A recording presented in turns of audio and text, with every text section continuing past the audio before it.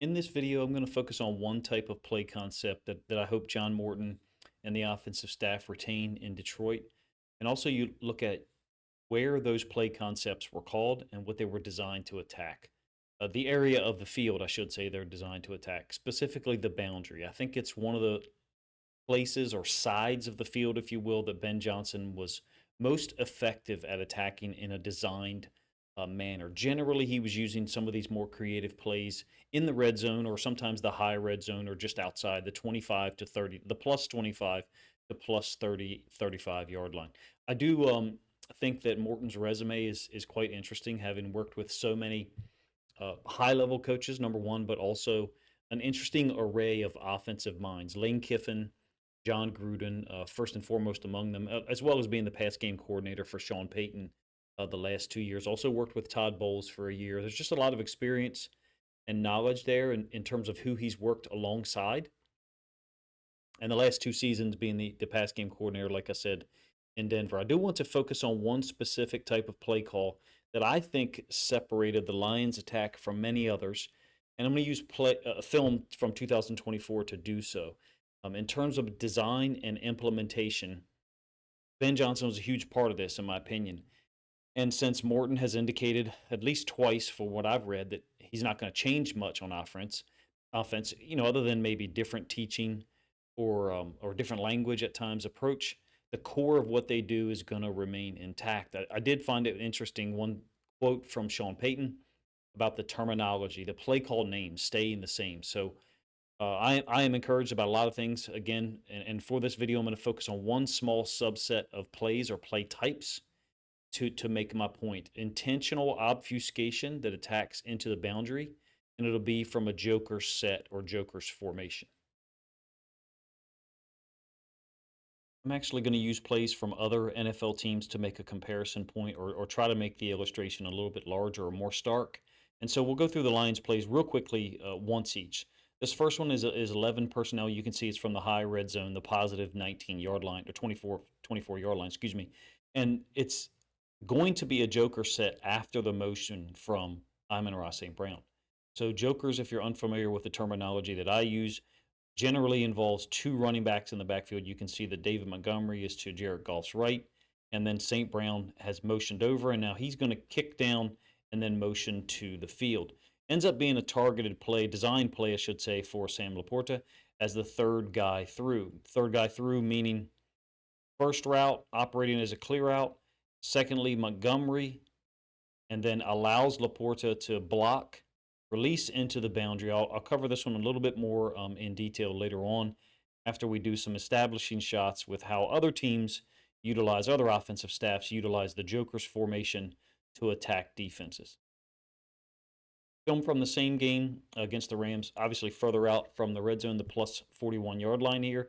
We do have one running back in the backfield. Gibbs set to Goff's right, to the field, away from the boundary, and then St. Brown down into the boundary.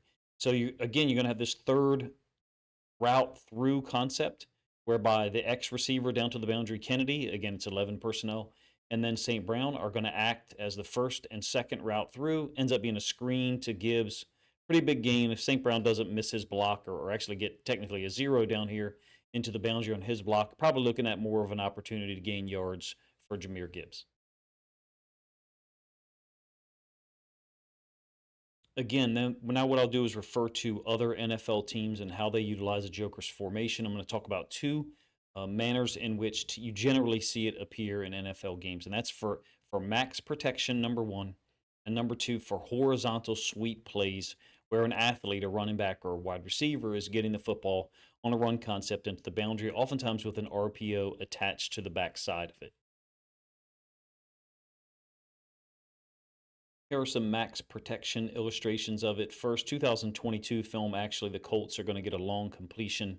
It's a max protection out of jokers. Tight end, running back into the backfield, both staying into block. So you can see you've only got three routes emanating from the three stand-ups. Happens to be Alec Pierce's rookie season. Long throw down the field. A great completion, in fact, or great catch, I should say, in front of a couple of defenders. I'll give you the end zone angle of it. So just to illustrate, again, that teams utilize the Joker's formation. Oftentimes it's the Cincinnati Bengals And that'll be the second example that I show to give the quarterback more time, more of an opportunity to throw the football, just from a mathematical standpoint, having more players to block. Now, that doesn't actually occur here. It's a 3rd and 10 from the Ravens' loss on the road to the Bengals in the 2022 wild card playoff round. Running back, tight end in the backfield again, and in this case, the edge defender to the bottom side of the screen, Tyus Bowser. A nice little slick move here. He recognizes the running back is releasing to his side, so he jab steps a little bit inside to make the tackle set up there. The tackle knows he should have help to the outside. Running back releases. Bowser wins easily to the top side for a sack.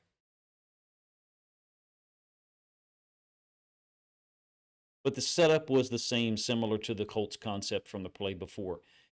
Tight end, running back in the backfield, one to each side of the quarterback, there for max protection purposes to hopefully give the quarterback more time to throw the football down the field. A second common usage of the Joker's formation, again to set up what the Lions under Ben Johnson were doing at times, is this horizontal stretch of the defense. Oftentimes you have split flow. So one running back or wide receiver going in one direction, and the other running back or wide receiver going in the opposite direction. Split flow. They're not flowing or moving in the same direction post snap. You may get an actual sweep out of it. One play from the Texans offense, one play from the 49ers. And in fact, the 49ers are one of the teams that I think use the Joker's formation A, the most, and B, in the most diverse manner.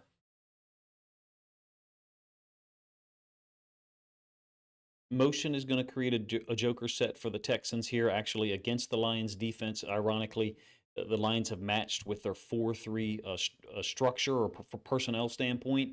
3 inside linebackers lined up, so a 4-3 look with one of them being Alex Anzalone, who's apexed out. In any case, you get this split flow action, so the receiver, Tank Dell, running a route to the bottom side of the screen in blue with a potential lead blocker on a little bubble screen.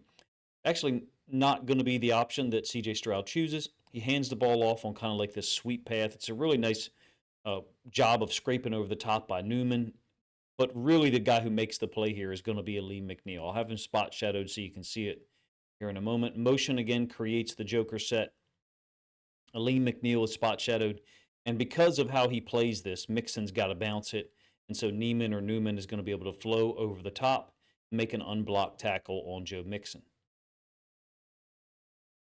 Not here to focus on the Lions defense, but unfortunate, obviously, that McNeil went down during the season and then will miss time this year, at least at the outset, because he was having a badass football season, if you ask me, illustrated by this play right here. One more example of creating somewhat split flow-ish. It's 21 personnel by the 49ers. I think 2022 film. Ironically, this one's creative, but also unsuccessful, just like the last one for the Texans. But you get the idea. It's a sweep. They're going to double the outside linebacker or D end with the tight end and fullback. And then it's going to be a sweep for Deebo Samuel. Now, it's a really creative way that they're utilizing the halfback, Christian McCaffrey, asking him to do this, number one, essentially block the edge defender on the backside of this sweep path, but also a little bit of a play fake. Jetting inside to Purdy is going to give him the angle, kind of like that J angle, to go get the defensive end or outside linebacker. Try to prevent any pursuit from the backside. It gets bottled up on the front side. Samuel ends up being tackled for a loss on the play.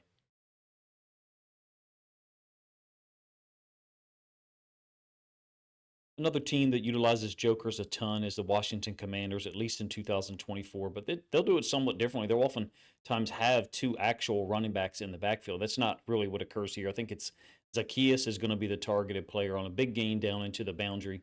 Split flow, again, the yellow lines, the 2 routes that you see here from the tight end and the boundary side running back, I think it's Robinson. Very similar to the play by the Lions that I showed you to kick things off here in this video.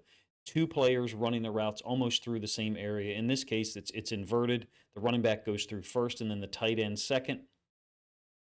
Daniels has this natural, easy option down into the boundary, catching Arizona in a kind of a man-ish coverage on all the stand-ups. Really leaves too much space into the boundary for an uncovered receiver and a 20-plus yard gain.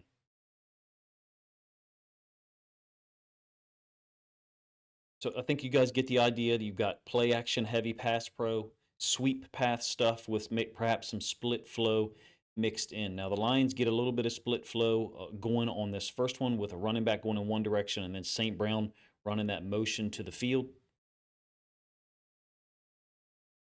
Let's cover this one a little bit more in depth. So, first of all, one of the things that illustrates the boundary side attack for Ben Johnson consistently is pulling the boundary side guard.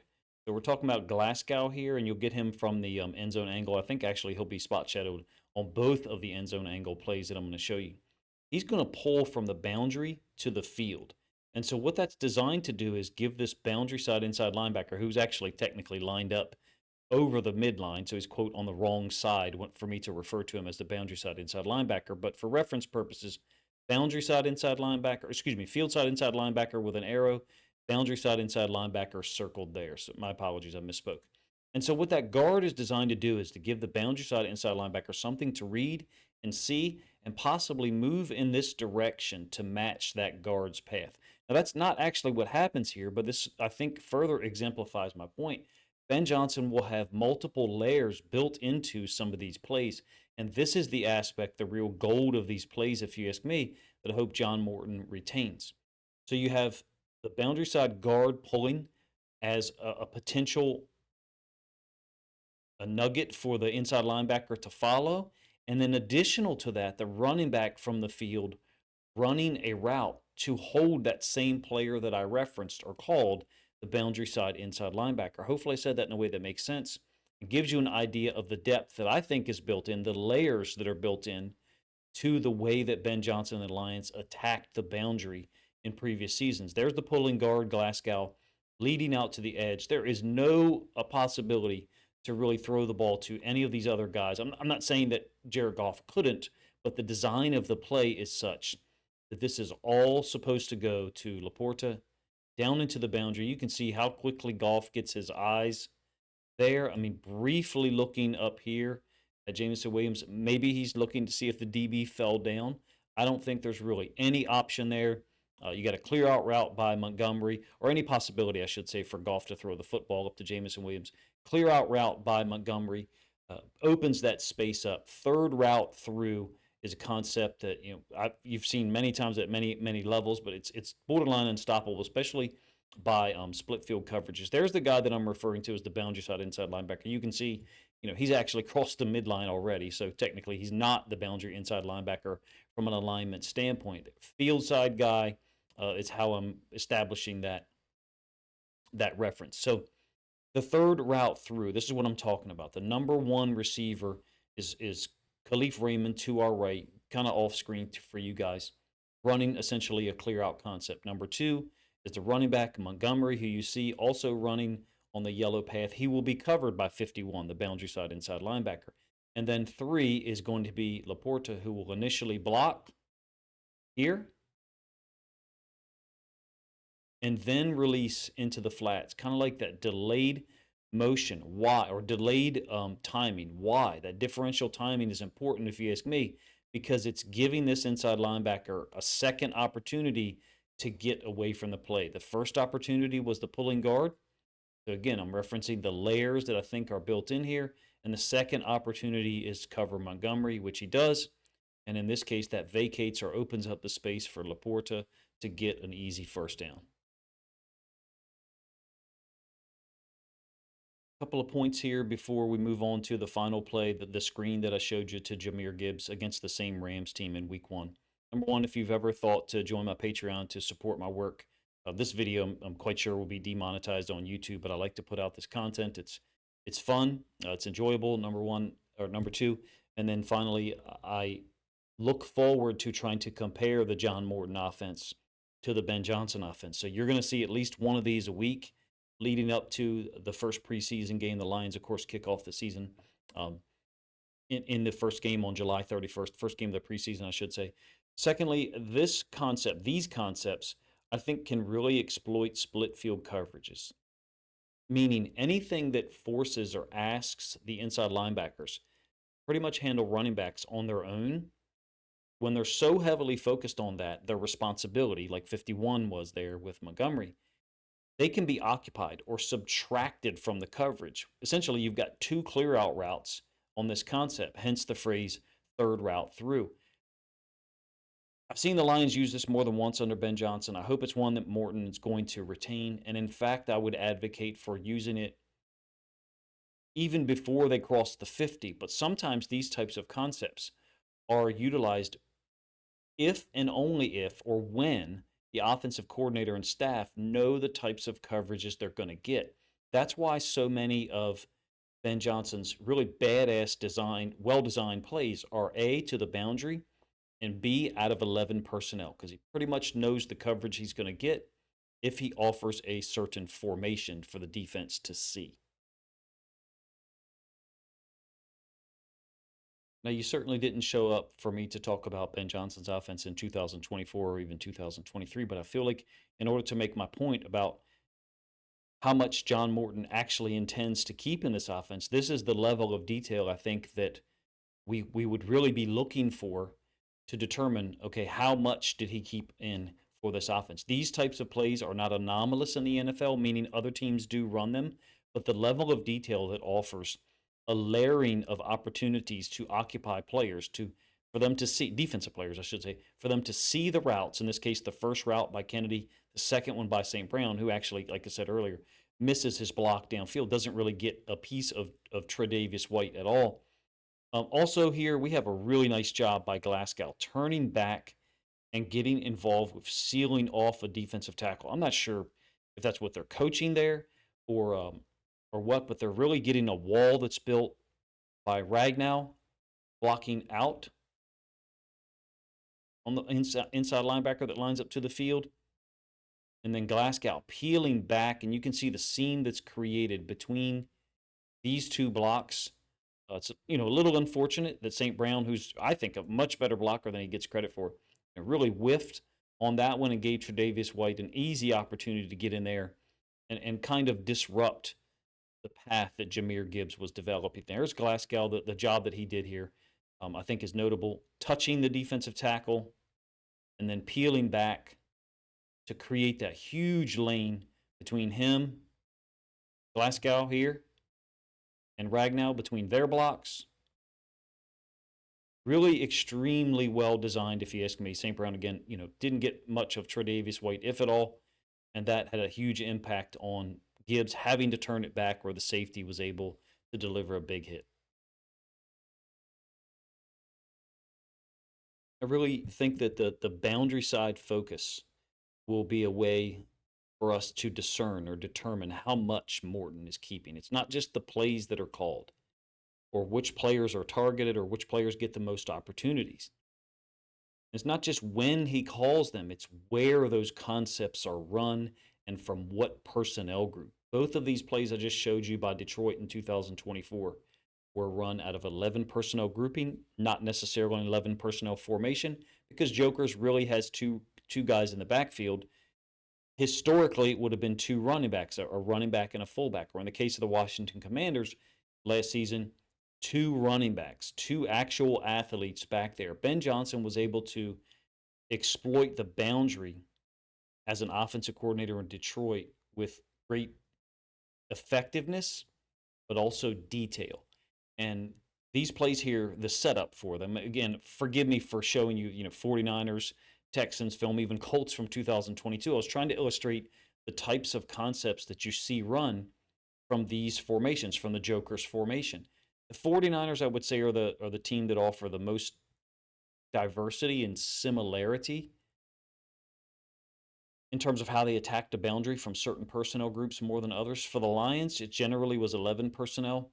I think that was to attack away from the nickel defender, number one, and number two, to utilize motion to force the defense to be in a particular type of coverage to the boundary such that the clear out routes would have even more impact than if you were facing a typical cover three or a cover two. Hopefully the point that I was trying to make throughout this video was able to shine through, and in the end, forgive me if the setup, getting to the Lions film in a more detailed fashion, took too long. I would like to get one of these done per week. If you are a member of my Patreon, you get these a little bit more often. As we get closer to the first preseason game, I hope to have a little bit of film to kind of refer to make at least two more points here. where we can determine the depth to which John Morton is willing or attempting to keep everything the same for 2025. If you guys enjoyed this video, please let me know in the comment section, number one.